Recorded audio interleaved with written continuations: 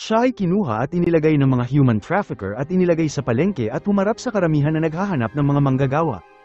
Ang bata ay labis ang takot ngunit ang kanyang payat at maliit na katawan ay hindi nagbigay sa kanya ng kalamangan kumpara sa matatangkad at malalakas na manggagawa na nasa hustong gulang na.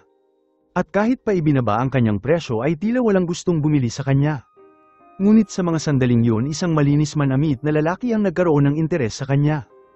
At ganun lamang ang batang babae ay binili ng may-ari ng isang taniman ng indigo. Ngunit ang gusto ng lalaki ay hindi trabahador at gusto lamang siya nito gamitin bilang kasangkapan sa kanyang sariling pagnanasa. Kung ang Fantine sa Les Miserables ay simbolo ng pagdurusa ng mga mahihirap na kababaihan si Aminata sa kwentong ito ay isang kaluluwang pasan ang mga galos at paghihirap sa kanyang tunay na pagkatao. Nagsimula ang kwento sa West Africa kung saan ang batang Aminata na tinuruan ng kanyang ina ay naging midwife sa edad na 11. Ang kanyang ama ay isang tapat na mananampalataya at ang kanilang pamilya ay namumuhay ng mapayapa sa kanilang tribo ngunit ang kapalaran ay masalimuot. At ang simpleng pamamasyal ay binago ang kanilang buhay magpakailanman.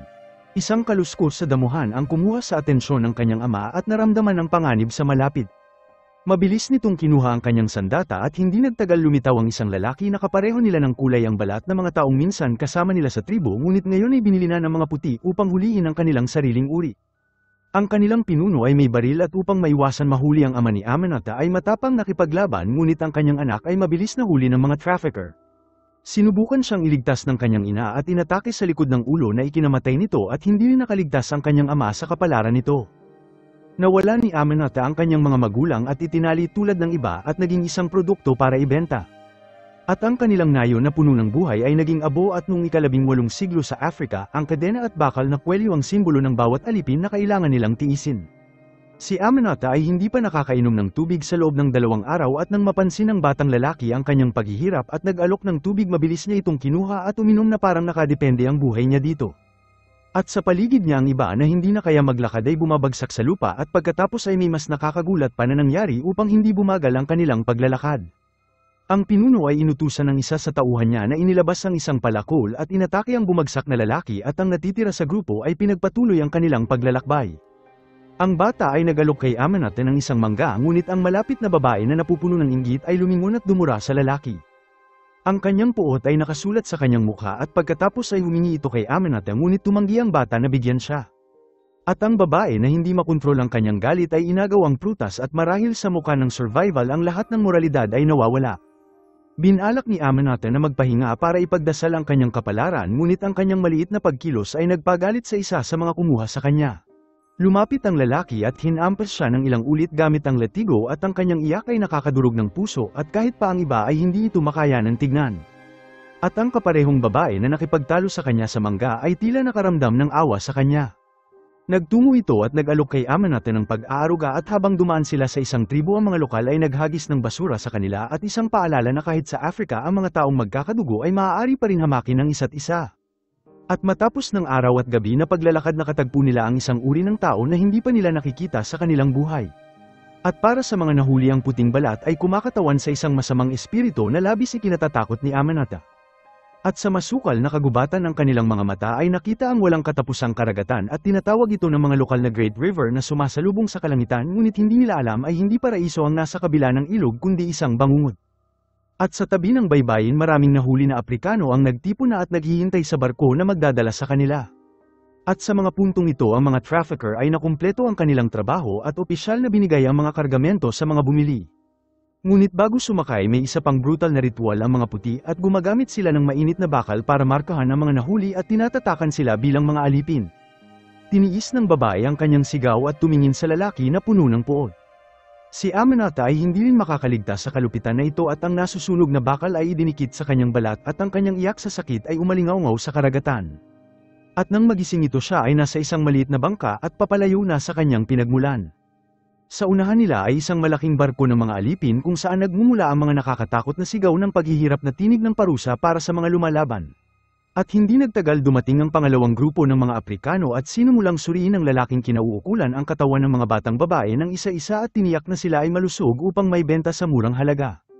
At nang susunod na lalaki na ang susuriin marahas siyang lumaban at kinagat ang kamay sa isa sa mga crew. Ang pagkilos na ito ay ikinagalit ng opisyal na inutusan ng kanyang tauhan na itapon ito sa dagat at ginamit ang kanyang kamatayan bilang babala sa iba at mabilis nila itong naintindihan. At pagkatapos nito ang mga babae ay tahimik na tiniis ang kanilang inspeksyon at nang makita ng opisyal na walang mali tumango ito sa kasiyahan. Ngunit ang pangatlong babae ay hindi swerte dahil siya ay buntis at sa isang barko na ganito siya ay tinitignan bilang isang pasanin. At habang naghahanda ang crew na itapon siya mabilis nakialam si Amanatha at sinabi sa kanila na tumulong ito sa kanyang ina magsilang ng sanggol at aalagaan nito ang babae. At dahil bumilib sa bilis nitong mag-isip hinayaan ng opisyal ang buntis na babae at tinanggal din ang kadena ni Amanatha. At sa oras piliin ng mga nahuli sila ay tinipon at nakatingin sa kanilang tinubuang bayan na papalayo at ang kanilang puso ay napuno ng kalituhan at kalungkutan at hindi alam kung makakabalik pa sila. At habang nasa barko ang kanilang unang gawain ay maghugas ng tubig ulan dahil ang sariwang tubig sa dagat ay mahalaga. Tiniis nila ang lamig ng ulan at masakit na patak at nagsisiksikan para sa init ng katawan. Nang huminto ang ulan at lumabas ang nakakapasong araw pinabayaan silang matuyo sa nakakasunog na araw bago dinala sa ilalim ng deck. Ang kondisyon sa ibaba ay hindi maganda at ang mga bilanggo ay nakakadena at hindi makagalaw at ang baho ng dumi ay nagkalat sa hangin. At habang naglalakad si Amanatha sa mabahong lugar isang lalaki ang humawak sa kanyang kamay at napagtanto na mga nahuli din ito at ang ilan sa kanila ay mga batang babae na katulad niya. Pinakilala nila ang kanilang sarili at pinag-uusapan ang kagandahan ng kanilang tirahan at nagbibiruan. Ang kanilang tawanan ay pinutol ng kadiliman at pinaalala ni Amanatha sa kanila ang isang bagay at kailangan nilang mabuhay kahit ano pa ang mangyari. At dahil sa maliit na pribilehiyo na binigay sa kanya ng mga puting lalaki pinahintulutan ito maglakad ng malaya sa itaas ngunit ang kalayaan na ito ay isa ring bitag. At isang araw dinala ito sa pribadong cabin ng kapitan at dahil nalilito nagtanong ito kung ano ang nais niya at ang kapitan na nakangiti ay nagsimulang tanggalin ang kanyang damit. At matapos ng ilang salita sinubukan niya ito akitin patungo sa kama at si Amanatha na hindi tiyak ngunit nagtataka ay sumunod sa kanya. At habang dumidilim ang ngiti ng kapitan na pagtanto nito ang kanyang maitim na balak at mabilis itong umiwas nang hinawakan siya. At nang makita ang kanyang pagpupumiglas umatras ang kapitan at ang kanyang plano ay nailantad at dahil nahiya umalis ito sa cabin. At dahil naiwan mag-isa hindi nag-aksaya si Amanatha ng pagkakataon at kinuha nito ang isang matalim na bagay at kumuha ng kutsilyo sa lamesa at palihim na ibinigay ito sa alipin. At upang sirain ang monotony ng mahabang paglalakbay inutusan ng mga tripulante ang mga alipin na tumugtog ng tradisyon na musika ng mga Aprikano. At hindi nagtagal isang lalaki ang sumayaw at marahan na lumapit sa nalilitong babae. At bago pa ito mag-react kinuha niya ito sa kanyang bisig at malinaw na may binabalak itong masama. Ang iba pang nahuli ay nagmamasid ng tahimik at galit ngunit walang lakas para makialam. At ilang sandali ang babae ay kinaladkad na parang hayop at ang kadena nito ay hinila habang dinala ito sa cabin. Ngunit habang nawala ang lalaki sa kanyang asal kinuha ng babae ang isang matalim na bagay at nilaslas ito sa kanyang leeg gamit ang buong lakas. Ang kanyang mata ay puno ng puot at galit at ang emosyon ay bumuhos sa lalaking naghihirap. At sa kaparehong oras binigay ni Amanatha ang susi na inihanda nito dahil dumating na ang oras para bumangon sila laban sa mga bumihag sa kanila. Ang babae ay lumabas sa cabin at hawak pa rin niya ang sandata habang ang mga puti ay patuloy na sumasayaw ng masaya at hindi alam na paparating ang gulo. Ang lalaki na namamahala sa musika ay mabilis na intindihan ang kanyang tahimik na galaw. At hawak ng mahigpit ang kanyang kutsilyo sumabay ito sa tunog at itinatago ang kanyang intensyon sa pagsayaw. At ang iba pang bihag ay nagsimulang tanggalin ang kanilang kadena ng isa-isa. At sa ibabaw ang lahat ay tila payapa ngunit habang lumalakas ang tugtog mabilis silang umatake. At nang marinig ang kaguluhan nagmadali ang iba pa sa tripulante dala ang mga baril at nagpaputok sa karamihan. At sa loob ng sandali ang kanilang rebelyon ay nabasag at ang dalawang pinuno ay itinali sa kahoy at mabilis na pinatay sa lugar at ang kanilang katawan ay itinapon sa dagat bilang babala sa lahat. At matapos ng matagal na paglalakbay sa karagatan ang mga nakaligtas na bihag ay nakaapak sa lupain ng South Carolina. Ang mga bata sa kalsada ay naghahagis ng basura sa kanila at ang mga mapagmataas na puting kababaihan ay tumingin sa kanila ng malamig at may mapanghusga na mata. Dinala sila sa isang madilim na kulungan kung saan maghihintay sila sa susunod na araw para ibenta sa mga may-ari ng plantasyon. Ang kulungan ay masangsang at nagyayelo at ang mga bihag ay nagsisiksikan para sa init. Hindi nagtagal dumating ang isang puting lalaki at nagdala ng isang balde ng tira at nagpapahiwatig na ito ang kanilang pagkain at mabilis na nagmadali ang lahat sa labis na desperasyon. At sa kaguluhan nagawa ng lalaki na makakuha ng ilang tira at ibinigay ito kay Amanatha ngunit ang lamig ay hindi nila matiis at ang isip ni Amanatha ay nagsimulang makakita ng guni-guni. At sa kanyang imahinasyon nakita nito ang isang sinag ng liwanag na bumabagsak sa kanya at ang lalaki ay nasa langit. At sa sumunod na umaga ang mga bitag ay nilagyan ng taba ng baboy para kumintab ang kanilang mga balat at nagbigay sa kanila ng itsura na masigla para maibenta. At hindi nagtagal ang kaibigan ni Amanatha ang unang inilagay sa auction at ang kanyang presyo ay 7 barya lamang. At pagkatapos ng ilang round ng bidding tumaas ito sa 8 barya at ang bata ay binili at nahiwalay ito kay Amanatha magpakailanman. At kasunod nito ay si Amanatha at malakas na pinuri siya ng mga ngalakal ngunit ang kanyang maliit at payat na katawan ay hindi kanais-nais hindi katulad ng iba. At sa huli isang may-ari ng plantasyon ng indigo ay nag-alok lamang ng 5 barya na mas mababa sa inaasahan ng nagbebenta. Gayunpaman si Amanatha ay inalis sa entablado at ang may-ari ng plantasyon ay pinagmasdan siya ng mabuti. At mula sa kanyang titig malinaw ang kanyang intensyon ay malayo sa kalinisan at si Amanatha at ang iba pang bihag ay nakatali at dinala sa plantasyon. At dahil sa matinding gutom at pagod bumagsak ito at sa kabutihang palad siya ay nakita ng isang mabuting puso na kasambahay na walang sariling anak at itinurin si Amanatha na parang kanyang sariling anak. Lumipas ang panahon at 8 taon nang lumipas nang magising si Amanatha hindi na ito ang maliit na bata at isa ng dalaga na eksaktong hinihintay ng may-ari ng plantasyon. At nang binili niya ito sa murang halaga ang kanyang intensyon ay madilim na ngunit isang gabi ang katulong ay nagdala ng hindi inaasahang balita at ang kababata ni Amanatha ay nakarating sa kanilang lugar. At dahil napuno ng emosyon nagmadali ito sa kagubatan at ang kanyang puso ay napuno ng pananabik. At matapos ng ilang taon sa wakas ay muli silang nagkita at hindi lamang ito isang kapalaran ngunit isang himala at patunay na pareho silang nakaligtas sa masalimuot na mundo. Ang binata ay binigyan si Amanatha ng matingkad at makulay na panyo at sa kanyang kahilingan marahan niya itong itinali sa kanyang ulo. Tumayo silang dalawa na parang magkasintahan na naligaw sa panahon at nararamdaman ng kislap ng init at koneksyon ngunit ang kanilang masasayang oras ay panandalian lamang. At upang maiwasan na mahuli na ngako ang binata na magkikita ulit sila sa lalong madaling panahon pagkatapos ay umalis. Kahit pa maikli lang ang kanilang pagkikita ang pananabik ay nagpanatiling gising kay Amanatha hanggang sa umaga at ang kanyang puso ay napuno ng pag-asa. Ngunit sa sumunod na araw isang nakakakilabot na balita ang dumating at nalaman ng may-ari ng plantasyon na isang itim na lalaki ang nagtatanong tungkol kay Amanatha. Ang sakim na puting lalaki ay mabilis na ipinatawag siya at alam na ng lahat kung ano ang mangyayari ngunit walang may lakas ang loob upang pigilan ito. At dahil napuno ng takot naglakad si Amanatha patungo sa kanyang master at hindi alam ang nakakakilabot na naghihintay sa loob. At nang pumasok ito ang puting lalaki na nagpapakita ng pagmamataas ng isang lalaki na naniniwala sa kanyang sarili na hindi nasasaktan ay nagsimulang hawakan siya na tila pag-aari niya ito. Bagamat ang puso ni Amanatha ay napupuno ng galit at pagkasuklam maaari lamang itong magtiis sa katahimikan dahil ang mundo niya ay pag-aari ng isang puting lalaki at ang pagtanggi nito ay kahulugan ng kamatayan. At nang umalingaw-ngaw ang kanyang pag-iyak at sa oras na matapos ito nahiga ito sa sahig na umiiyak habang ang kanyang master ay inayos ang kanyang damit at naglakad na tila parang walang nangyari. At ilang sandali isang kapwa alipin ang nagmadali at nag-aalala sa kanyang kondisyon nais nitong tumulong ngunit sa mga panahon na yun ang mga ganitong trahedya ay karaniwan na at kahit anong salita ay wala nang ibig sabihin. At nang bumalik si Amanatha sa kanyang silid ang taong hindi maalis sa isip nito ay ang lalaking mahal niya at ang katulong na nag-alaga sa kanya ay natatakot at alam na darating ang panahon na ito. At sa mga sumunod na araw sinamantala ni Amanatha ang lahat ng pagkakataon na maaari siyang magbasa at matatag itong naniniwala na ang karunungan ang tanging sandata na magpapalaya sa kanya at isang pag-asa patungo sa mabuting buhay. At isang gabi muli itong nakipagkita sa kanyang minamahal sa isa ang maliit na kakahuyan at ito ang kanilang sikretong langit kung saan nakakatakas sila sa realidad. Ang binata ay hindi siya hinusgahan sa ginawa sa kanya at habang kumikislap ang apoy sa tabi nila ang kanilang pagmamahalan at kalungkutan ay kumawala sa katahimikan. At sa oras na iyon napaligiran sila ng pagpapala ng kanilang mga kapwa alipin at nagdaos sila ng isang simpleng kasalan at ang lahat ay sumayaw at tila panandalian nakabalik sila sa lupa ng kanilang mga ninuno. At pagkalipas ng ilang buwan ng tiyan ni Amanatha ay nagsimulang lumaki at nang malaman ito ng may-ari ng plantasyon hiniling nitong malaman kung kaninong anak ito. Hindi naglakas loob sabihin ni Amanatha ang totoo ngunit naunawaan ng lalaking mahal niya ang lahat at hindi nagtagal nagsimula ang bangungot.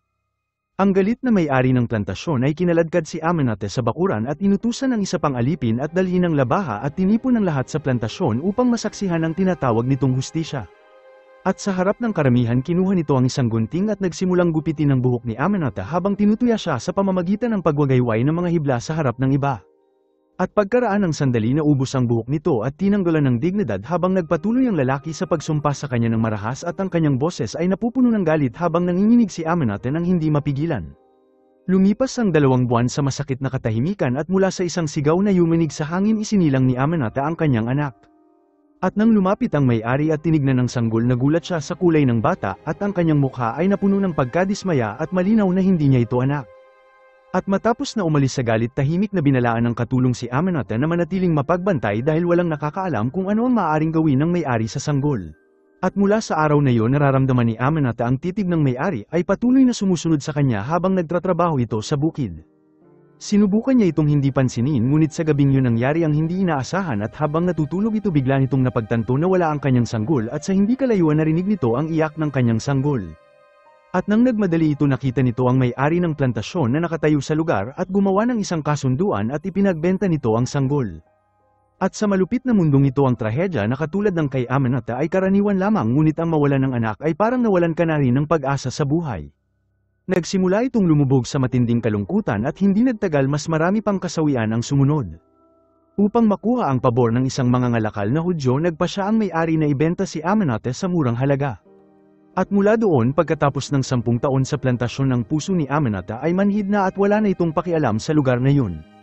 At sa araw ng kanyang pag-alis, niyakap nito ang katulong na nagpalaki sa kanya at pareho silang naluha at hindi tiyak kung muli pa silang magkikita.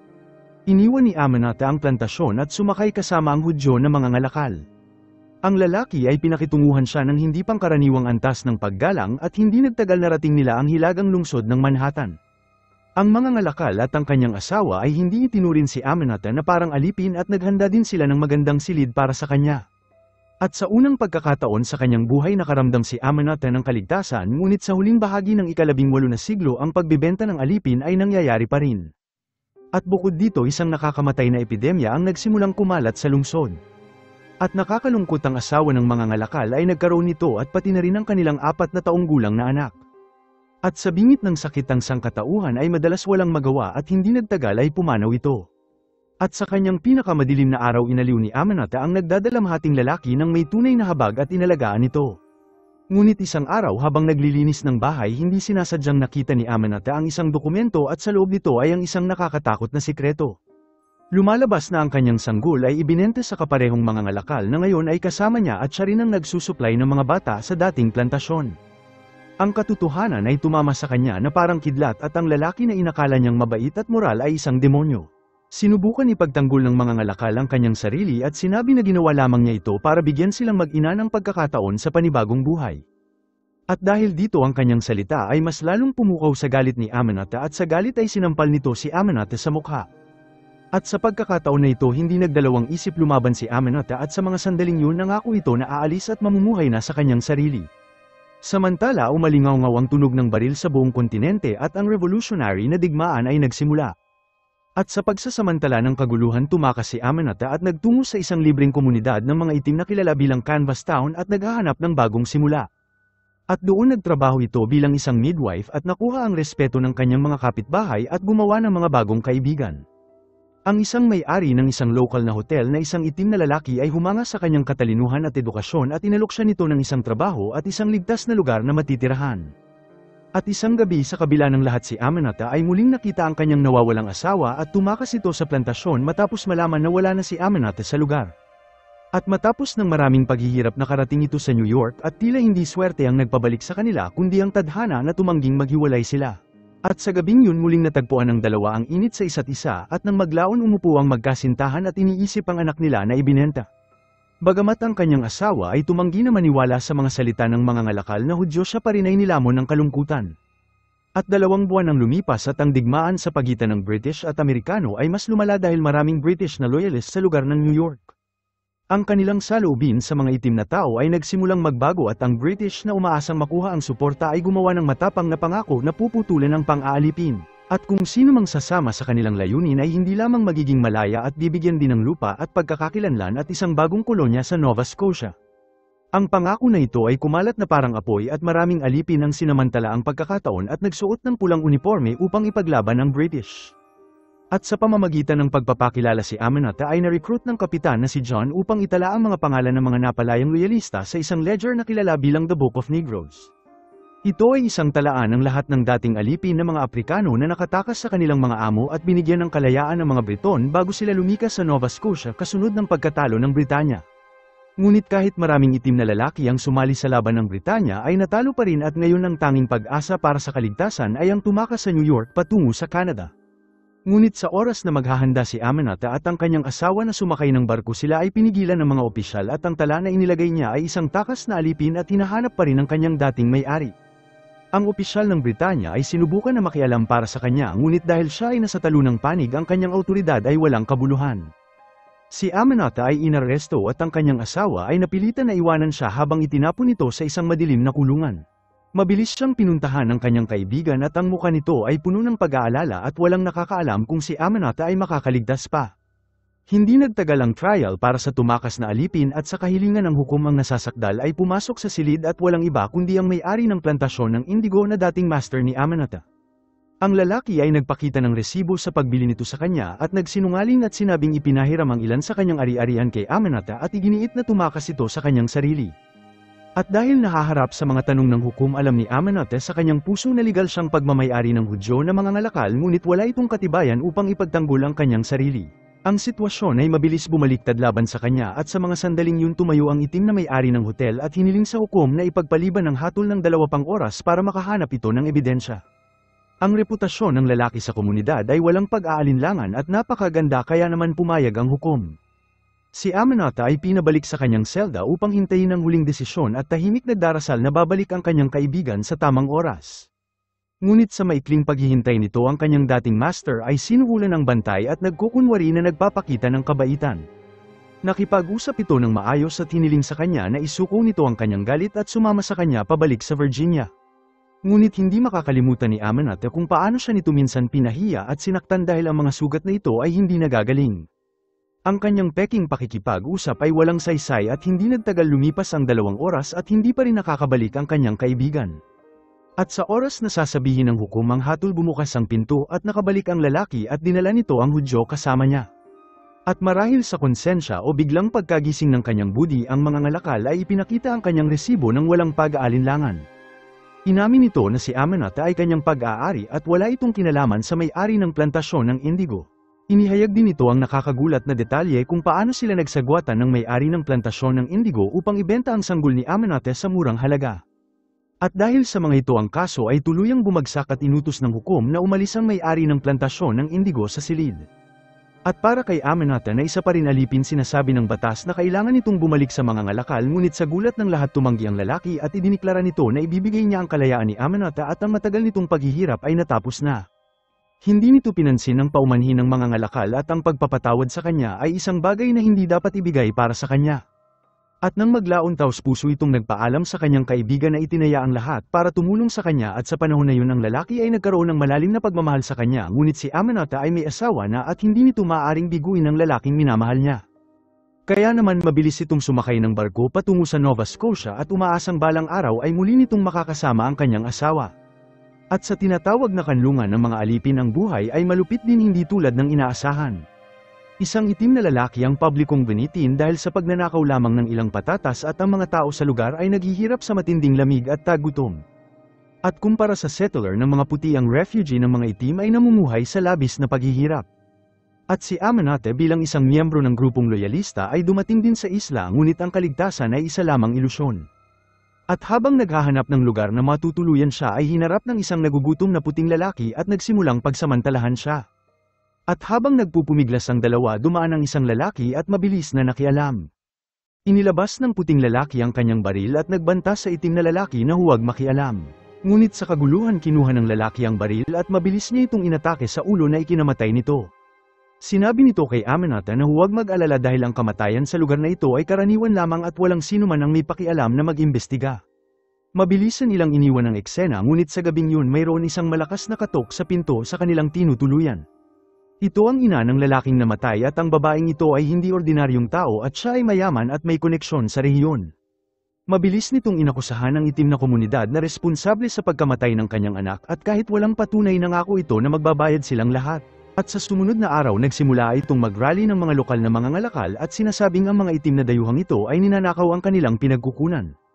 Ang kanyang mga salita ay mabilis na kumalat at marami sa puting mga ngalakal ang sumangayon sa kanya at planong paalisan ang mga itim.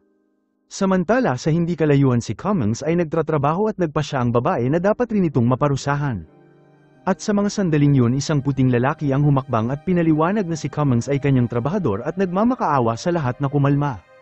At si Amanata na nakaramdam ng panganib ay tinipon si Cummings na tumakas ngunit tumanggi ang lalaki at naniniwala na tapat itong nagtatrabaho at walang sinaktan kaya siya ay makakaligtas ngunit nagkamali ito. At ilang sandali dumating ang ilang kalalakihan na may mga sandata sa kamay at ang kanilang mga mukha ay puno ng galit habang lumala ang sitwasyon at isang putok ng baril ang umalingaw-ngaw. Si Cummings ay nahulog sa lupa at ang matandang babae na puno ng malisyosong saya ay sumigaw ng malakas na nakamit nila ang hustisya at pati na rin ang iba pa. Tinignan ni Amanata ang mamamatay tao na ito ng puno ng puot at galit at kinundina ang walang hiyang kalupitan ng babae. At dahil determinado na humingi ng hustisya nagtungo si Amanata sa tirahan ng isang British na opisyal at nagmamakaawa para sa tulong. At walang pag-aalinlangan kinuha ng opisyal ang kanyang baril at nagmadali sa labas at sinabihan si Amanata na manatili. Ngunit sa gabing yun ang kaguluhan ay bumalik at isang grupo ng mga armadong lokal ang patungo sa komunidad ng mga itim. Isang binatang itim na lalaki na napuno ng galit ay pumasok sa bahay ng matandang babae dala ang isang kutsilyo at paulit-ulit niya itong sinaksak at malinaw na pinagiganti ang kanyang kauri. Ang matandang babae ay pasuray-suray sa pintuan habang sinusumpa siya habang dalawang puting lalaki ang nasaksihan ang eksena. Nakita lahat ito ni Amanata sa kanyang bintana at desperadong binalaan ang binata, ngunit huli na at ilang sandali ay bumagsak ito sa lupa na wala ng buhay. Hindi na kinaya ni Amanata ang sakit ng pagkawala ng isa sa kanyang mga tao at sa hindi kalayuan sumiklab ang apoy at binalot nito ng takot ang buong gabi. At sa umaga sinundan nito ang usok patungo sa lugar ng pagkawasak at ang lupa ay may katawan ng mga itim na lalaki at babae at isa itong massacre. Nagmadali ito hanapin ang isang matandang kaibigan na opisyal ng British na minsang pinanatili ang kapayapaan at binalaan siya nito na kailangan nilang umalis agad at pati sila ay mapapatay sa lugar. Ngunit tumanggi si Amanata dahil hindi pa nito nakikita ang kanyang asawa at doon tila narinig ng langit ang kanyang iyak at isinigaw nito ang pangalan ng kanyang asawa ng paulit-ulit hanggang sa lumitaw ang lalaki sa kanyang harapan. Marahil ang lahat ng kanilang paghihirap ay malapit nang matapos at magkasama ang mag-asawa ay sumama sa higit 2,000 tumakas na alipin at sumakay ng barko patungo sa kanlurang Africa. At nang dumating sila sa Sierra Leone tinulungan sila ng mga Briton na magtayo ng bagong nayon na tinawag nilang Freetown at sa wakas si Amanata at ang kanyang asawa ay magagawang mamuhay ng magkasama. Ngunit ang mundo ay hindi pa rin ganap nagbabago at ang pagkaalipin ay sinusubukan pa rin umunlad sa anino. At isang araw nakita ni Amanata ang isang batang itim na lalaki at nakita nito ang kanyang batang sarili sa bata. At dahil sa awa inalok nito ang bata ng tubig ngunit ang mga malupit na trafficker ay tinapak ito sa kanyang kamay sa marahas na paraan. Alam ni Amanata kung ano ang naghihintay sa mga batang yun at dahil sa galit tinipon nito ang iba pa at sinundan ang mga trafficker sa dalampasigan at determinadong pigilan ang pangangalakal ng tao magpakailanman. At dahil nagalit sa kanyang pakikialam ang isa sa mga alipin ay kinuha ang kanyang asawa at tinutukan ito ng kutsilyo. At sa mga huling sandali isang opisyal na Briton ang nag-alok ng mahalagang bagay bilang kapalit at ang asawa ni Amanata ay pinakawalan ng ligtas. Ngunit tumanggi ito na lumayo dahil ang nais lamang nito ay iligtas ang bata. Ang opisyal na nagalit sa kanyang pagsuway ay nagbabala sa kanya na huwag makialam at doon isang matandang itim na lalaki ang nakialam at tinipon ang lahat na kumalma. At sa paglapit nito upang hawakan ng bata ang matanda ay bulag at umaasa lamang sa pagkapa at nang makita nito ang bata ay niyakap niya ito. Ang eksena ay ikinagalit ng trafficker na inutusan siyang ibalik ang bata at sa halip sinubukan ng matanda na ilayo ang bata ngunit ang isa sa trafficker ay sinaksak siya sa tiyan. Ang karamihan ay nagpanik at ang putok ng baril ay umalingaw-ngaw sa lugar habang nagbabala ang mga Briton upang panatilihin ang kaayusan. At si Amanata na labis ang takot ay mabilis lumapit sa matanda at isa ito sa mga lalaking tumulong sa kanya at isang lalaki na tiniis ang habang buhay na pang-aalipin at namatay lamang sa kamay ng kanyang mga sariling kauri. At sa mga sandaling yun naunawaan ni Amanata na kahit gaano ito katapat sa mga Briton at kahit gaano pa nito subukan maniwala sa hustisya wala itong kapangyarihan na baguhin ang brutal na katotohanan ng mundo. At matapos ng lahat ng kanyang naranasan nagpasya si Amanata at ang kanyang asawa na oras na para bumalik sa kanilang totoong lugar at pumayag ang kanyang asawa ng hindi nag-aalinlangan. At sa ilalim ng patnubay ng isang lokal na escort sinimulan ng dalawa ang kanilang malayong paglalakbay pabalik sa lugar kung saan sila isinilang. Ngunit wala silang ideya na mas malaking panganib ang tahimik na paparating sa kanila. At habang dumadaan sila sa masukal na kagubatan muli nilang nakita ang trafficker na pumatay sa kanilang kaibigan na matanda. Ang mata ni Amanata ay napunta sa isang maliit at natatakot na batang babae at ang kanyang puso ay nawasak na parang nakita nito ang kanyang sariling nakaraan. Sinubukan nitong mag-alok sa bata ng tubig ngunit nagbanta ang lalaki at sinabi na kung sino ang makikialam ay sasapitin ng kaparehong pang-aalipin. At dahil dito si Aminata at ang kanyang asawa ay napilitan umatras at palihim na balak iligtas ang mga bihag sa oras na dumilim. At sa oras na tumahimik ang kampo ang kanyang asawa ay pumasok upang pakawalan ang mga bihag at sinabi kay Aminata na manatili sa damuhan.